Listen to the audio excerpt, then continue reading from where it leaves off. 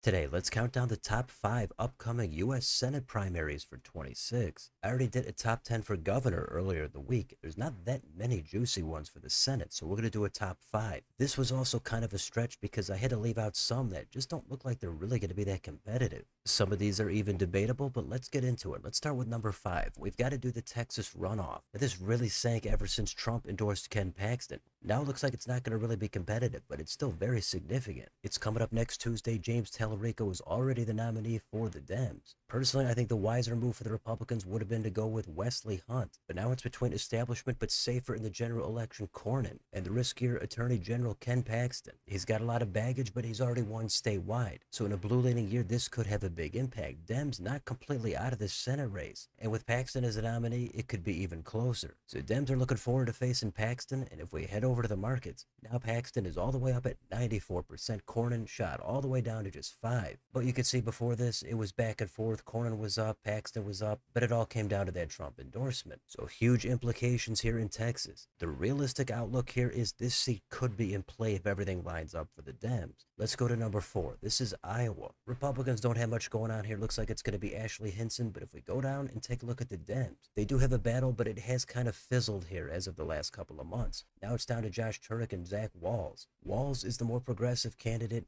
Turek is going to be more establishment. They're both in the legislature. Turek himself is in a wheelchair. I don't know if that's going to be a factor, but it's worth mentioning. So in a blue wave, this is the classic battle between more moderate and more progressive. Now, as of right now, it looks like Turek is the favorite here. It flipped in the polling as of a couple of months ago, but you never know, maybe something crazy happens at the end. So this kind of polling, what does it do for the market? Well, Turek is up there at 85%. So heavily favored, but we'll see what happens. The general election could have an outside chance of being actually super competitive for the Dems. Ashley Hinson, not a terrible candidate, so everything's going to have to go right for the Dems. Here's number 3. This is Georgia. This is the runoff on the Republican side. We all know Jon Ossoff is waiting. We just had the primary the other day. Nobody reached 50%. So we're down to Mike Collins and Derek Dooley. I assume a Trump endorsement here is going to have a big impact. We already know Brian Kemp has endorsed Dooley, but Collins was the leader in the first round with 40%. Dooley was at 30. In a super outdated poll from last October, we've got Collins at 42, Dooley at 24. It's irrelevant now. It all could be different as we head to that runoff, which is mid next month.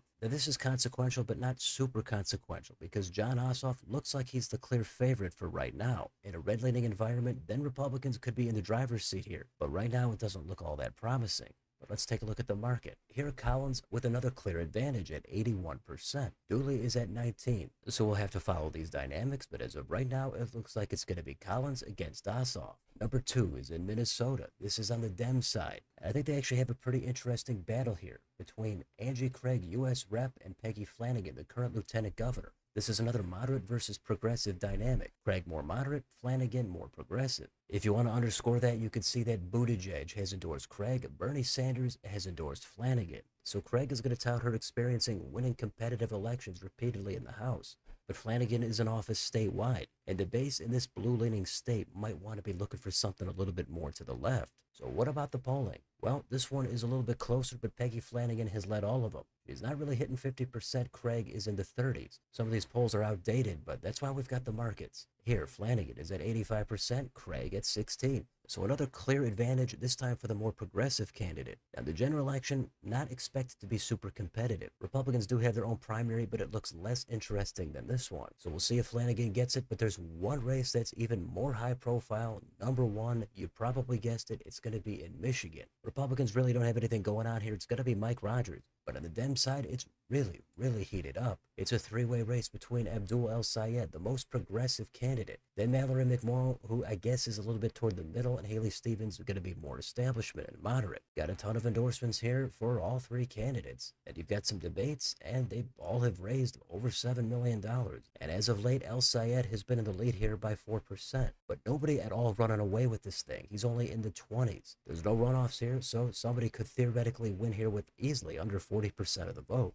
But all 3 of them have led at least one poll on here. So they've all had to deal with their own challenges in some different ways. A couple of important issues for this primary is going to be the APAC money in Israel. So I would think El Sayed is going to be the least electable in the general election. Now, in a blue wave, he could absolutely still win. But just like with further to the right Republican candidates, they tend to be a little more controversial and have less appeal in the general. And in a three-way race, El Sayed could absolutely win. So let's see what the market has. We've got him in the lead at 55%, McMorrow at 26, and Stevens is at 15. And for a while, McMorrow was in the lead, but as of late, it's El Sayed. You can't even totally count out Stevens, but she's only down there at 15. So I think Republicans do want to go against El Sayed with Mike Rogers. However, as I said, given it could be a blue wave, there's a risk that El Sayed could easily still win in the general. But either way, as far as the primary goes, this is the juiciest race. It has the most questions. It has the most interesting dynamic. Plus, it's a three-way race. It's going to be really exciting to see what happens. Is the establishment going to let El Sayed be the nominee? Is he going to be too controversial? What about any of the other twists and turns we might have seen in this race? We'll find out soon enough, but that's the top 5 upcoming U.S. Senate races. I had to leave out some of the runoffs. We've got Alabama, we've got Louisiana. Those might not actually be that competitive for the primary, especially in the general. You could also put in some other races like New Hampshire or South Carolina. But this is what I've got for the top 5. Let me know in the comments. What are your top 5 upcoming primaries for the U.S. Senate? Do you agree that Michigan for the Dems is number 1? What about Ken Paxton as the nominee in Texas? Let me know any of the races you're taking a look at down below on your way out. Don't forget to like, share, and subscribe. Join if you'd like to support the channel. Thanks for watching. I'll see you next time.